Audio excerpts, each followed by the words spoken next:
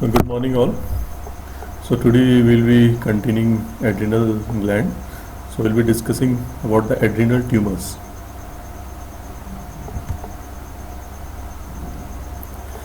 So as we have already discussed adrenal adenomas in the Cushing syndrome and Cohen syndrome. So we'll directly start with the adrenocortical carcinomas. So adrenocortical carcinomas are a very rare tumor and the incidence is 1 per million annually. Average age group is 40 to 50 years and there is no gender predilection. And usually they are found when they are already very large in size. So the mean size of the tumor is around 9 to 12 centimeter. And the survival is 5-year survival is 25 to 60%. So it carries overall poor prognosis. The clinical features are more than half are functional. That means most are there is some kind of secretory hormonal secretion. So it can be Cushing syndrome due to hypercortisolemia, or it can be a virilizing tumor due to the secretion of androstenedione and dihydroepiandrosterone. So on gross appearance, it is usually very large in size and it is not capsulated. And if there is a capsule, there is a possibility of capsular invasion. And on cut surface, you will find lobulations with fibrous band and with areas of hemorrhage and necrosis.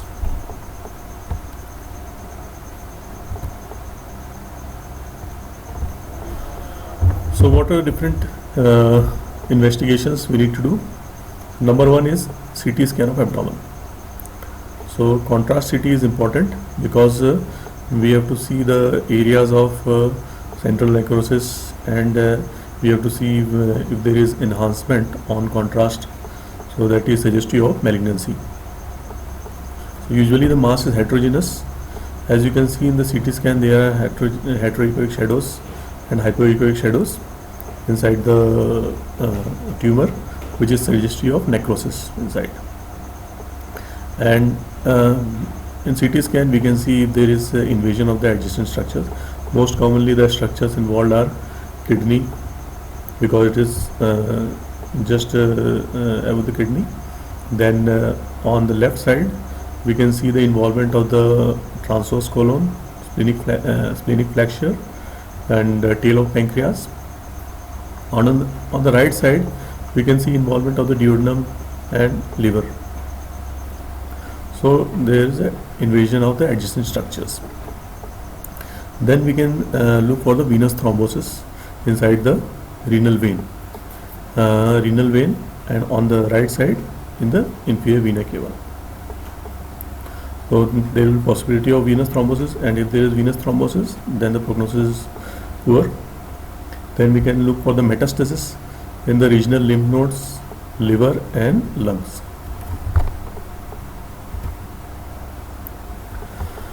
So the molecular aspects of adrenal cortical tumors are, they are associated with various familial syndrome.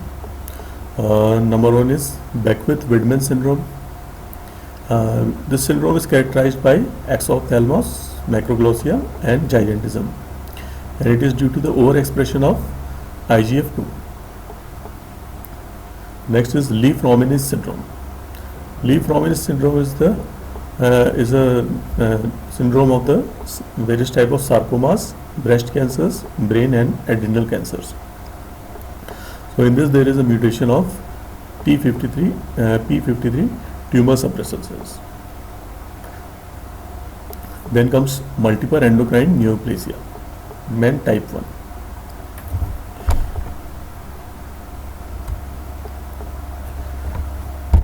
Others are familial adenomatosis, polyposis, and IGF-2 overexpression, and WNTB catenin pathway.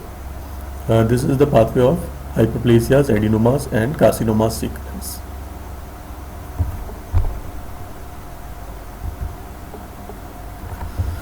Immunohistochemistry.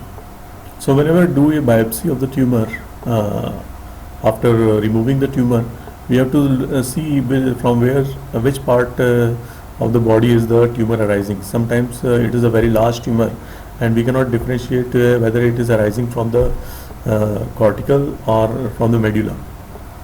So in such cases, we have to do some stainings, and by these stainings we can know which part of the from which part the tumor is coming from. So chromogranin stain, it is negative in cortical tumors, but it is positive in medullary tumor, pheochromocytoma. Synoptophysin is positive in both cortical and pheochromocytoma. And cytokeratin is expressed strongly by cortical tumors. And majority of cortical tumors will be positive for inhibin A and melan A.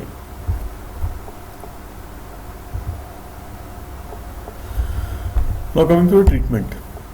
So the surgery is only the only chance of having a better prognosis. So if by any chance the tumor is removable, we should always try to remove whole of the tumor. So sometimes when there is invasive tumor and it is involving the adjacent organs also, so sometimes we have to do a multi-organ resection. That means the tumor is removed along with the adjacent organs involved. For example, suppose the tail of pancreas is involved, we have to do distal pancreatectomy. If the kidney is involved, we have to remove both the kidney and the adrenal gland along with it. So that is called as en bloc surgery. When there is regional lymph node involvement, we have to remove the regional lymph nodes also. And as I said, sometimes the right-sided tumor can extend to the inferior vena cava because the right adrenal vein drains directly into the inferior vena cava. So in such cases, the patient is put on heart-lung machine and cardiopulmonary bypass is done, and the IVC is explored and the tumor thrombus is removed through the IVC. So on an average, 70% of tumors can be resected completely. But there is high chance of local recurrence and metastasis. So in such cases, the principal chemotherapeutic agent is mitotane. Mitotane is a very toxic drug. It is a derivative of DDT. So it is effective in adrenal tumors.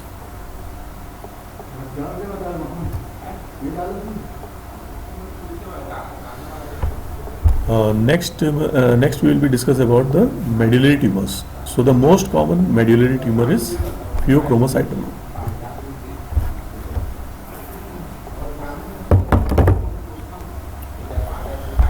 So pheochromocytoma arises from the medullary cells, chromaffin cells of the adrenal medulla, and their main characteristic is they release, synthesize and release catecholamines. So all this syndrome of pheochromocytoma is due to the excessive release of the catecholamines. Adrenaline, noradrenaline and dopamine. So pheochromocytoma is the one cause of surgically correctable hypertension.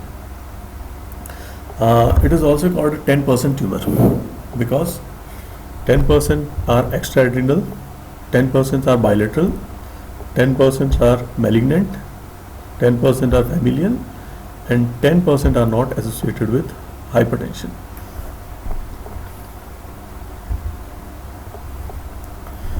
Now the familial syndromes associated with pheochromocytoma. So number one is multiple endocrine neoplasia, type 2A and type 2B. Then neurofibromatosis type 1, von Hippel-Lindau syndrome, and familial paragangliomas 1, 3 and 4.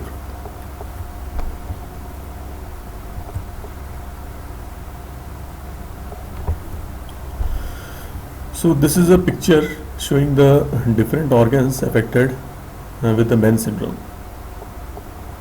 So number one is MEN1. In MEN1, there is no medullary adrenal gland involvement. In this, the involvement is pituitary, parathyroid and pancreas. Then in MEN2A, the pituitary, there is no pituitary involvement, but in addition to the parathyroid hyperplasia, we get medullary thyroid carcinoma and pheochromocytoma. And in MEN2B, medullary thyroid carcinoma, pheochromocytoma, and mucosal neuromas and Marfanoid body habitus is there. So you must know all the features of MEN1, 2A and 2B. Now the clinical features of pheochromocytoma. So in this there is increased catecholamine release. So it is usually it is seen in the young patients, and they are hypertensive and they are refractory to medical treatment. That means they may be taking more than 2-3 drugs for hypertension, but still the hypertension is not controlled. Then there are paroxysmal attacks of hypertensive episodes between normal blood pressure. And the classical triad of the pheochromocytoma is headache, diaphoresis and palpitation. So diaphoresis, excessive sweating. Other less common features are anxiety, tremulousness, pain in chest and abdomen, weakness or weight loss. And there is a feature of constipation also. That is called pseudo obstruction, because there is no mechanical obstruction. There is constipation due to when there is increased sympathetic tone and decreased parasympathetic tone. So the bowel motility will be less. So the patient will be constipated.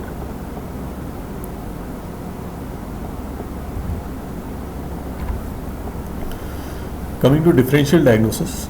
So as I said, the differential diagnosis is any cause of hypertension. Essential, we have to differentiate from the normal hypertension, that is essential hypertension. Then hyperthyroidism, because the features of tremulousness, anxiety, sweating are present in hyperthyroidism. Then again, for the same reason, hypoglycemia due to anxiety and tremors. Then coronary artery disease, because these patients also sometimes complain of chest pain. So we have to rule out the coronary artery disease and heart failure. Then strokes. Then comes drug-related disorders and panic disorders. So this is the differential diagnosis of pheochromocytoma.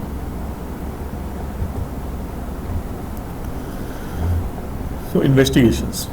So investigation is the urine sample. We have to collect a 24-hour urine sample of the patient, and we have to see for the catecholamines and their metabolites. So the metabolites of catecholamines are metanephrines. So we have to measure the urinary metanephrine levels and vanillyl mandelic acid levels. So these are usually very highly sensitive urine metanephrines. It is highly sensitive than the compared to plasma metanephrines. And sometimes VMA is false positive due to the ingestion of caffeine, raw fruits or medications such as methyl dopa. So urinary metanephrine level are more sensitive and specific. Then comes the fractionated urinary catecholamines. They are very sensitive but less specific for pheochromocytoma.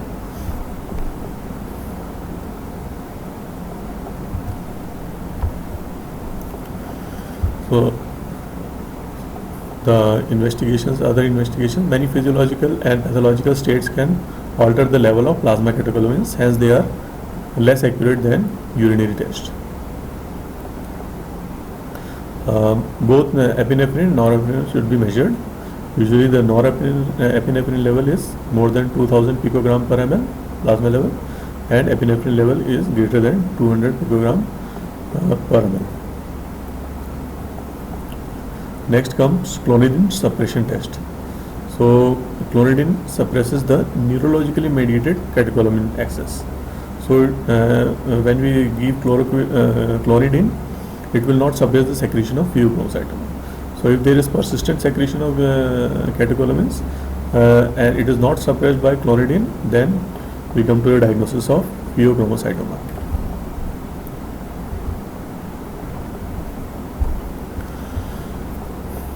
Next comes the radiological investigations. So radiological investigation is MRI and CT. MRI is more sensitive, but whenever we are planning for surgery, the CT scan gives a better anatomical definition for operative planning. Next is other of less important scans are MIBG scan. It is iodine 131 level, meta-iodine. Sorry, I don't remember this abbreviation of full form MIBG. It is taken up and concentrated in the vesicles of adrenal medullary cells. Then comes PET scan, which is fluorine 18 fluorine level catecholamine analogs. Then what is contraindicated you should know. The FNAC and biopsy is very much contraindicated in pheochromocytomas. Why? Because whenever we try to do FNAC or biopsy, there will be increased surge of catecholamine levels, and the patient may go into an adrenergic storm. So it is very dangerous. So FNAC and biopsy is contraindicated. Next is treatment. So treatment is laparoscopic adrenalectomy.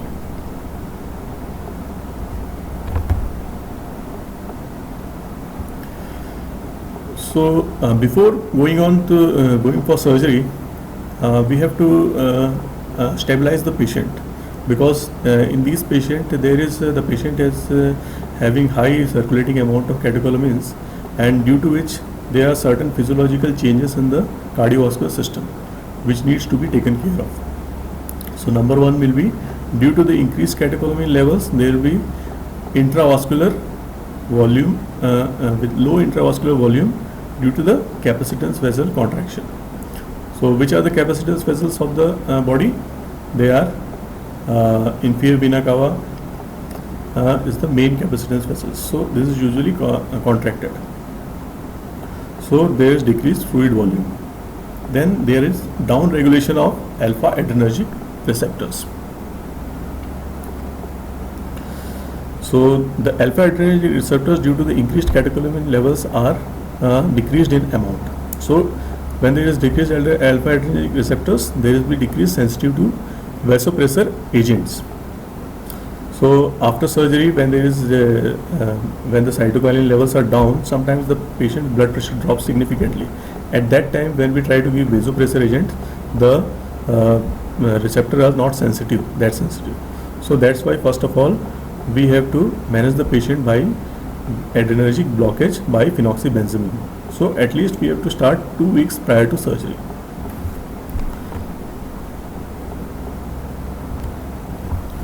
So what will be the effect of phenoxybenzamine? Number one, it will normalize heart rate and blood pressure. It will upregulate the alpha adrenergic receptors, and it will increase the intravascular volume by decreasing the tone of the capacitance vessels. The side effects of phenoxybenzamine are postural hypotension and nasal congestion. In fact, when there is nasal congestion, we come to know that the alpha blockage is achieved. So then after phenoxybenzamine, then we give beta blockage after the adequate alpha blockage is achieved.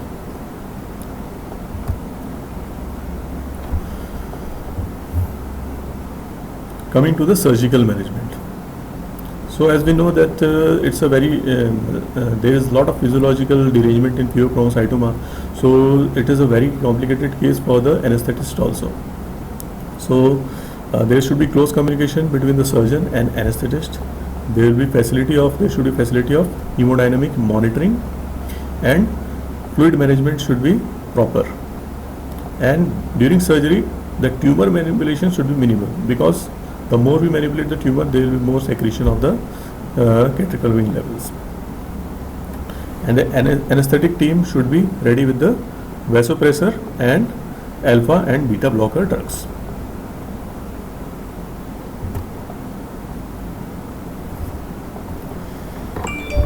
Next, coming to surgery. So which one? Laparoscopic adrenalectomy is the surgery of choice. So usually the pheochromocytomas are mostly benign, and they are small in size, so it can be removed by laparoscopic surgery. So it is curative in 90% of cases. But sometimes When there is then when there is feature of suggestive malignancy, when there is malignant pheochromocytoma, we should always go for the open surgery.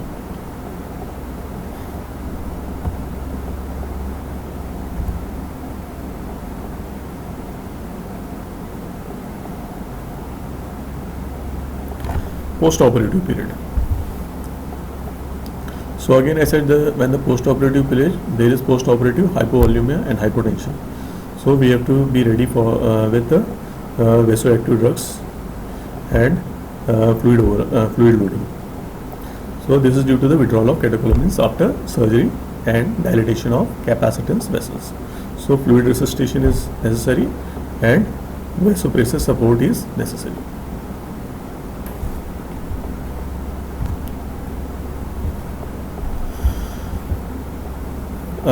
Next we will discuss about the malignant pheochromocytomas. So malignant pheochromocytomas are less. They are 10%, only 10% cases of pheochromocytomas are malignant. And in this the 5-year survival rate is 20 to 45%.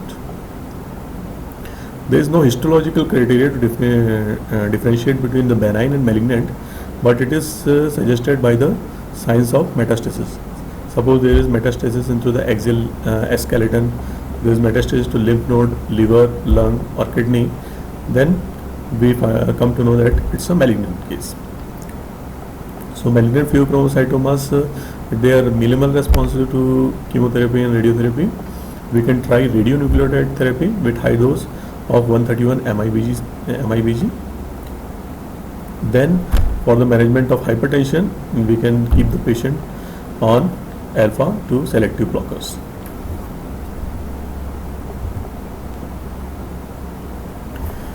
Next, coming to the next medullary tumor, neuroblastoma.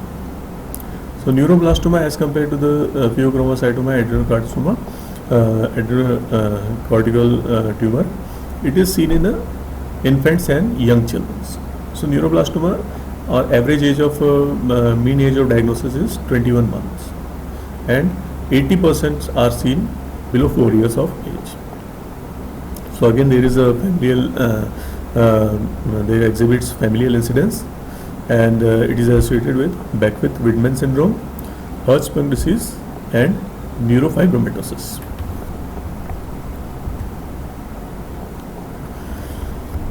So this is the morphology of neuroblastomas. They are often large in size, and they are soft, grey, well circumscribed, and sometimes there may be invasion to the surrounding structures such as kidney, and inside there may be areas of hemorrhage, calcification and necrosis.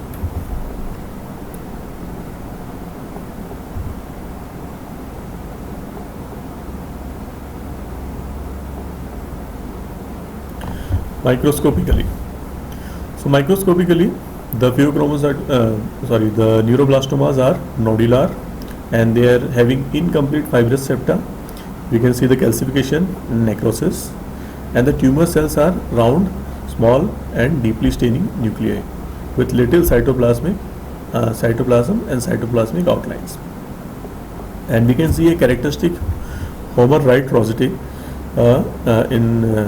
neuroblastomas.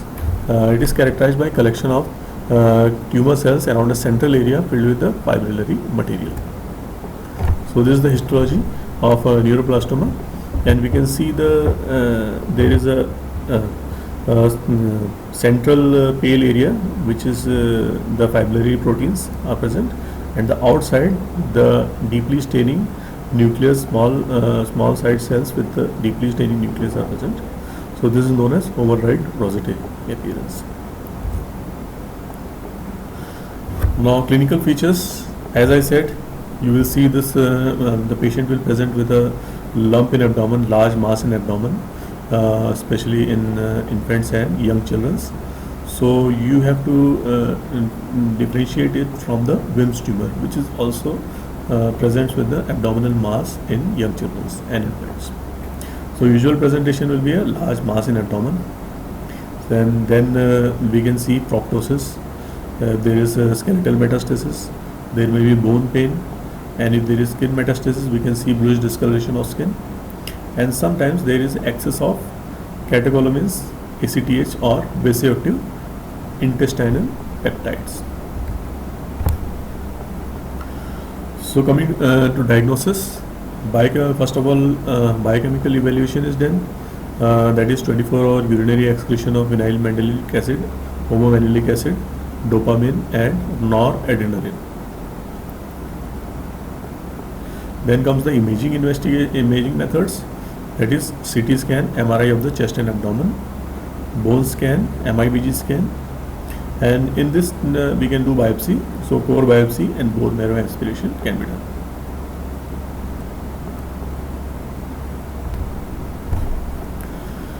So treatment of neuroblastoma. So first of all, we need to stage the neuroblastoma. So it is staged by International Neuroblastoma Staging System. So in this, the tumor is categorized in low, intermediate, and high risk. So the low risk tumor, in which there is no invasion of the surrounding organ, the tumor is confined to the gland. So in this, we can do directly surgery. In the intermediate risk, we have to do surgery followed by adjuvant chemotherapy.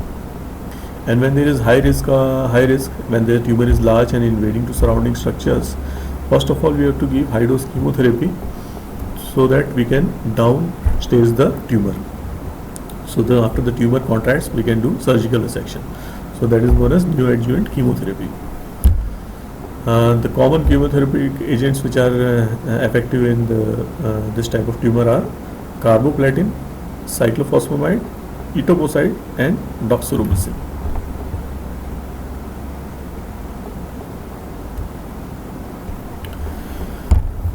Next, these are the rare tumors, ganglioneuromas. So actually ganglioneuromas can arise in the adrenal medulla, or they can be extraadrenal also, because they can arise from the sympathetic ganglion chain of the both sides.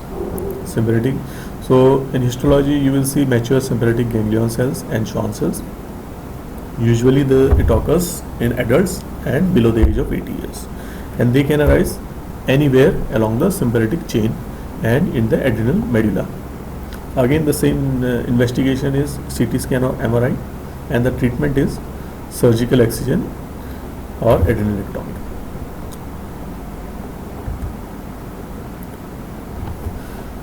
So next is incidentalomas.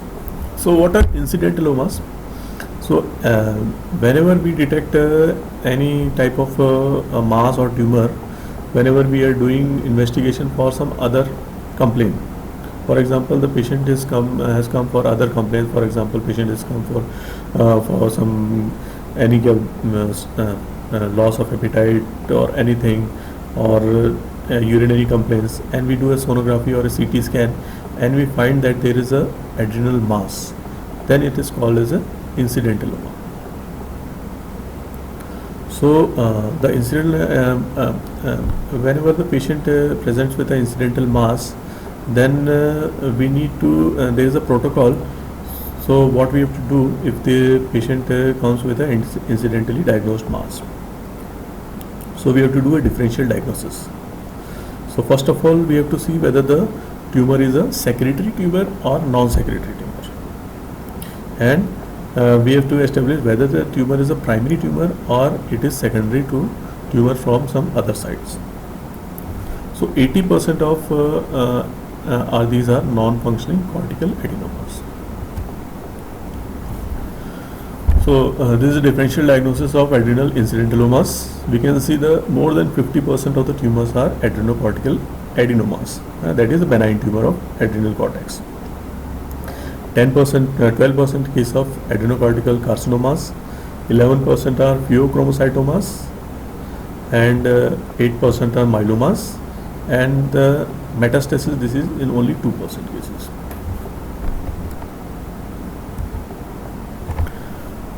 So this is the algorithm of adrenal incidentalomas. First of all, we have to see whether it's a secreting or non-secreting tumor. So for secreting, so that we have to do a 24-hour urinary metanephrine and catecholamine test, and cortisol levels and ACTH levels are seen. So if it is a functioning tumor, then we need to go directly for surgery. But if it is a non-functioning tumor, we have to see what is the size of the tumor. So if it is a small tumor less than 3 centimeter in size, then we can wait and we can follow up the patient with regular CT scan in 6-month interval. And if it is a large tumor greater than 5 centimeter, then we have to do surgery. But if there is a tumor is in between 3 to 5 centimeters, then there are certain important risk factors we have to see. For example, if the patient is having suspicious imaging, that is signs of malignancy, or if the patient is young, there are more chances that it can grow over the time. And suppose there is less surgical risk, so we can directly go for surgery. Or sometimes the patient says that he wants to go for surgery, he doesn't want to wait for the follow-up, then we can go for surgery.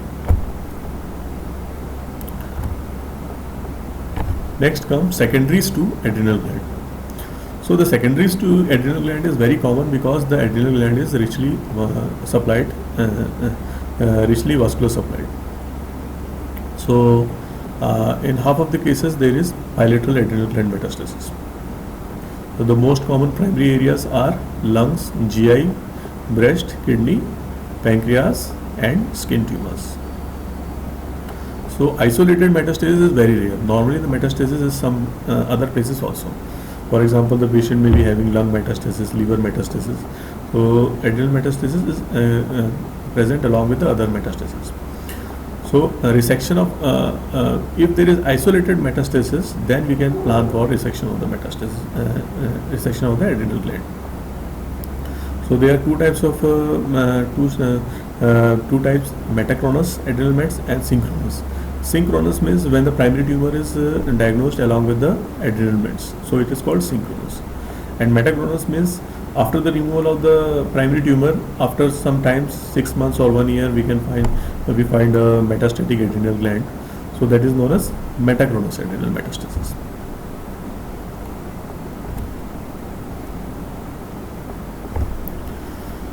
So again, this is clinical evaluation and surgical management.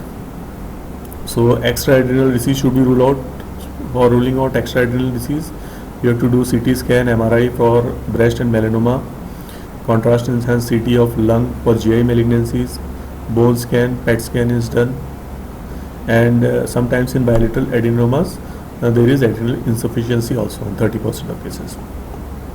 Then the cortisol level and ACTH level are, that's why to rule out adrenal insufficiency, we have to monitor the cortisol and ACTH level. And if there is cortical insufficiency, then we need to supplement before planning for surgery. Next, coming to the surgery of adrenal glands. So there are two or three modalities you can say for surgery. Number one is laparoscopic adrenalectomy. Next is retroperitoneoscopic adrenalectomy. That means we don't enter the abdomen, we directly go posteriorly and enter the retroperitoneal space. So laparoscopic is the gold standard except for the malignant cases. In malignant cases, open adrenalectomy is preferred.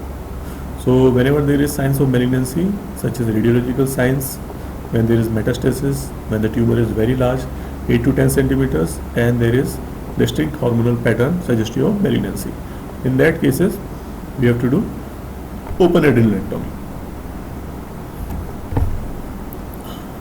So in laparoscopic adrenalectomy, so for any just like any surgery, it is very important to know the anatomy of that area. So surgical landmarks are very important to guide the surgeon.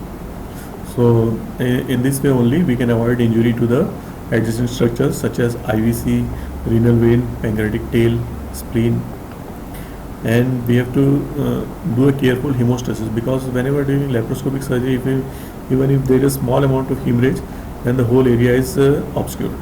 So hemostasis is very important, and there should be minimal tumor spillage. So there will be minimal grasping of the glands while doing surgery. So you can see this is the patient positioning in laparoscopic surgery. So it is usually in lateral position, left lateral position for the right adrenal glands, and right lateral position for the left adrenal glands. So this position is so that the bowel lobes, due to the gravity, they fall off, and we can get enough access to the area. So this is the port position, and also you can see there the patient is properly strapped to the OT table, because sometimes we need to tilt the table. We have to put the patient on Trendelenburg patient, or reverse Trendelenburg, or left tilt or right tilt. So in such cases, the chances of falling of the patient. So we have to properly secure the patient with straps to the OT table. So first of all, the landmark is very important. So we have to identify the costal margin, and the port position should be ascertained. Usually it is done with the 4 ports. You can see the port position, port placement. Next is open adrenectomy. So open adrenectomy is done by thoracoabdominal approach. So for the right side, we have to know the relationship of the adrenal glands, which we discussed in the last class. So right side, we have to remove the hepatic flexure of the. We have to mobilize the hepatic flexure of the colon. The liver is retracted upward. The loop of the duodenum, C loop of duodenum, is mobilized. That is known as coccus manual, and IVC and adrenal gland is exposed. Then the adrenal vein is ligated, and dissection is done, and the adrenal gland is removed. Similarly, for the left open adrenectomy, we have to mobilize the